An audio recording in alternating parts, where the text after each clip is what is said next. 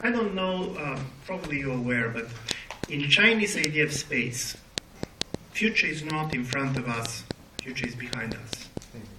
In front of us is the past, because Chinese believe the past is what we see. So I'm saying this because, and by the way, future is a very interesting stuff. There was a very important Yale economist who made the follows. It's a very econometric study, but the conclusions are incredible. He basically proved that languages in which the present time can be used also as a future, I'm talking about grammar, are nations which save more.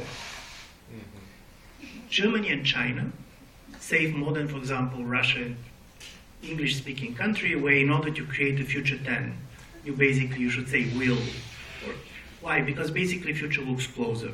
Why I'm saying all this? Because in a strange way, I do believe that the first thing, that you rethink European Union is we should try to go back to the history of the European Union in the way we're telling it.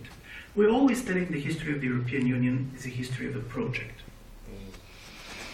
If you go, and there is a beautiful book, old book, which I'm strongly recommending you to read. And this is Al Miller's book, Rescuing of the Nation State. And his story about European project is slightly different. He said, you have all these European leaders in the late 40s, early 50s. All of them have been national leaders. All of them have been socialized in the nation state.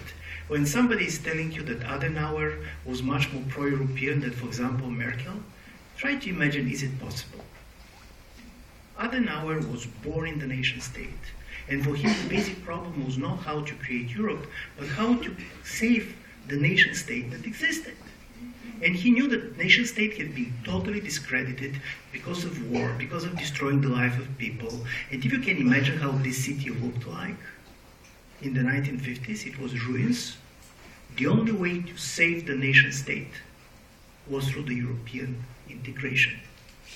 So European integration was not the way to go to overcome the nation state. The European integration for this first generation of politicians was the only way to re-legitimize the nation state. So they basically transformed the warfare state into the welfare state. And this was a very important project. This is why I very much agree with you. Now, in order to save European project, we should rethink what is happening with the nation state. Because we're talking about the crisis of solidarity on the European level, do you see much more solidarity on the national level? No. And let's put it even kind of a blunter. Economists are going to tell you that the more ethnically heterogeneous society goes, the less readiness to share. Because sharing is also very much based on a common collective experience. Do you know, for example, who were the first beneficiaries of these welfare policies in the United States? The wives of the veterans. Basically, you have people who have been dying together in a war. And this is why you believe that you cannot leave alone their kids, you cannot leave alone their wives, and so on and so on. And this type of a collective experience is what we are very much lacking in Europe. And I very much believe that collective experience is critical to solidarity. Because if you're just going on the rational basis, tell me, why a German should give money to Greece and not to the poor African kids? Imagine that the German citizens want to give money. Who needs more money? So from this point of view, it's much easier to justify solidarity either on the local level, on the level of your community, or on the global community level. The European level is difficult. It can be only on the basis of a very important political project. Otherwise, you cannot decide. Greeks are doing and Bulgarians, we're not doing well. But compared with the people that you are seeing on television in Syria and Africa, we're doing fine.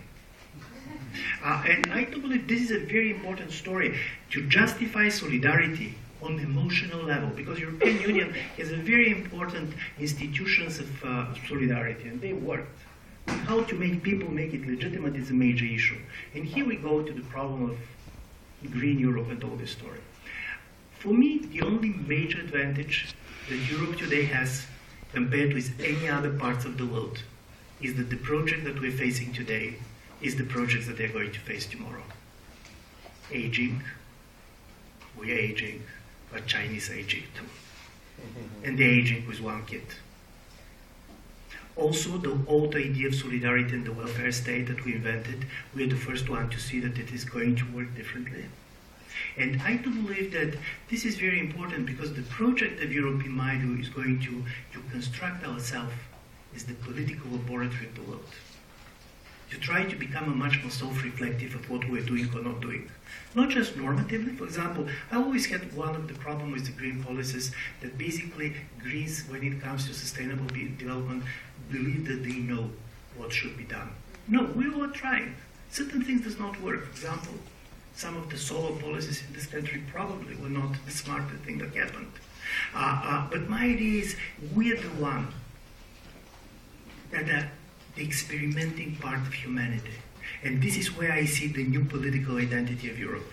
And this is, of course, intellectually much more difficult, but on the same time, it cannot be the project in the way it was peaceful Europe or simply kind of a strong Europe, because also don't forget demography plays a role.